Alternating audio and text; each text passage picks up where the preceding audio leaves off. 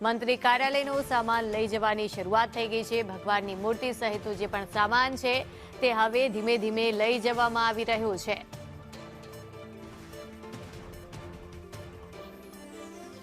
આવતીકાલે કયા નવા મંત્રી હશે તેમના નામ તો સામે આવ્યા છે, પરંતુ રાજીનામા અત્યારના જે પણ મંત્રીઓ હતા તેમણે આપી દીધા છે। સીએમ સિવાય તમામે રાજીનામા આપી દીધા છે અને રાજીનામા બાદ હવે ધીમે ધીમે તેની અસર પણ દેખાઈ રહી છે, કારણ કે રાજીનામું આપી દીધા બાદ મંત્રીઓના જે કાર્યાલય છે, ઓફિસો છે તે ધીમે ધીમે હવે ખાલી થઈ રહી છે। ભગવાનની મૂર્તિ સહિતનો સામાન હવે લઈ જવામાં આવી રહ્યો છે અને દરેક ઓફિસને ખાલી કરવામાં આવી રહી છે। ત્યારે આવતીકાલે જે પણ નવા મંત્રી આવશે તેઓ પોતાનો કાર્યભાર સંભાળી શકે તે માટેની આ વ્યવસ્થા અત્યારથી કરવામાં આવી છે, જેથી તેઓ દિવાળી પહેલા જ પોતાનો કાર્યભાર સંભાળી શકે।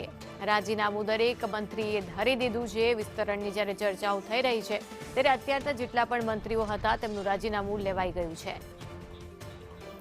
આ અંગે વધુ વિગત સાથે સંવાદદાતા હિરેન રાવલ જોડાઈ ગયા છે। હિરેન, અત્યાર સુધી નામો સામે આવી રહ્યા હતા, રાજીનામાની વાત હતી, હવે રાજીનામું ધરી દેવામાં આવ્યું છે, ત્યારે હવે ધીમે ધીમે ઓફિસો પણ ખાલી થઈ રહી છે।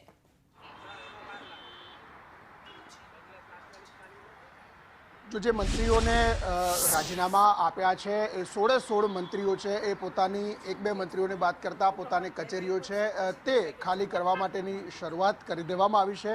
અત્યારે જે દ્રશ્યો સામે આવી રહ્યા છે એ કૃષિ મંત્રી રાઘવજી પટેલ, પ્રદેશ પ્રમુખ અને પૂર્વ રાજ્યકક્ષાના મંત્રી જગદીશ વિશ્વકર્મા, એમણે પણ પોતાની ચેમ્બર છે તે ખાલી કરવાની શરૂઆત કરી છે।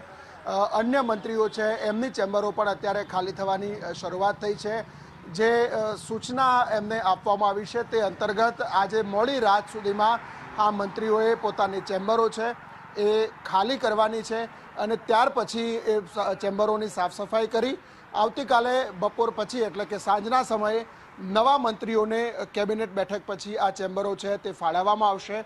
એ જ પ્રકારે બંગલા એટલે કે સરકારી નિવાસસ્થાન છે મંત્રીમંડળમાં, એમાં પણ જે મંત્રીઓ રિપિટેશનમાં નથી એવા મંત્રીઓએ અઠવાડિયાની અંદર બંગલા ખાલી કરવા, જેથી કરી અને નવા મંત્રીઓને આ બંગલા આપી શકાય। આ સાથે મંત્રીમંડળ નિવાસસ્થાનમાં કેટલાક બંગલાઓ હજુ ખાલી છે તો એ બંગલાઓ પણ અન્ય મંત્રીઓને ફાળવવામાં આવશે, જેથી કરીને મંત્રીઓ નવા નિવાસમાં અત્યારે હાલના તબક્કે ટેમ્પરરી રહી શકે। જે સ્થિતિ અત્યારે દેખાઈ રહી છે એ જોતાં 4 થી 5 જેટલા મંત્રીઓ જ રિપિટેશનમાં છે, એટલે એમના સિવાયના જે મંત્રીઓ છે એમની ચેમ્બરો અત્યારે ખાલી કરવાની શરૂ કરી દેવામાં આવી છે। સંપૂર્ણ ચેમ્બરો ખાલી થયા પછી સામાન્ય વહીવટ વિભાગ હસ્તક મૂકી એની સાફ સફાઈ અને જરૂર પડશે ત્યાં સમારકામ કરી આવતીકાલે બપોર સુધીમાં આ ચેમ્બરો સંપૂર્ણપણે રેડી કરી દેવામાં આવશે, તૈયાર કરવામાં આવશે। નેમપ્લેટ નવી તૈયાર કરવામાં આવશે અને એ નવી તૈયાર કરેલી નેમપ્લેટ છે એના આધારે નવા મંત્રીઓને ચેમ્બરોની ફાળવણી કરવામાં આવશે। જી આભાર હિરેન સમગ્ર માહિતી માટે।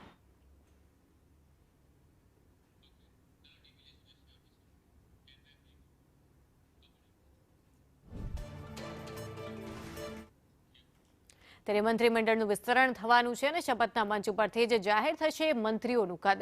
મંત્રીઓના દરજ્જાની જાહેરાત પણ શપથવિધિના સ્ટેજ ઉપરથી જ કરવામાં આવશે। કોને મળશે કેબિનેટનું પદ, શપથ સમારોહ સુધી તે સસ્પેન્સ રહી શકે છે। કોણ બનશે મંત્રી, આખરે તેના ઉપર સૌ કોઈની નજર મંડાયેલી છે। સૌની નજર એ મોડી રાત્રે આવનારા ફોન ઉપર પણ છે।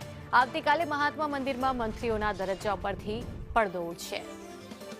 આ અંગે વધુ વિગત સાથે સંવાદદાતા નિર્મલ દવે જોડાઈ ગયા છે। નિર્મલ, કોણ બનશે મંત્રી, સૌ કોઈની નજર તેના ઉપર જ છે।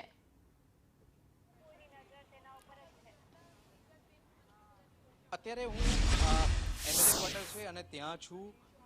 ભાજપના તમામ ધારાસભ્યોને સૂચના આપવામાં આવી છે કે 2 દિવસ ગાંધીનગર ખાતે રહેવામાં આવે, જેનો આજે પ્રથમ દિવસ છે અને પ્રથમ દિવસનો પૂરો જ્યારે થવા આવ્યો છે તેવા સંજોગોમાં અહીં એમએલએ ક્વાર્ટર ખાતે ધારાસભ્યોનો જમાવડો વધતો જઈ રહ્યો છે। મારા સહયોગી ચેતન પરમાર છે કે જે તમને અત્યારે એમએલએ ક્વાર્ટરના દ્રશ્યો બતાવશે।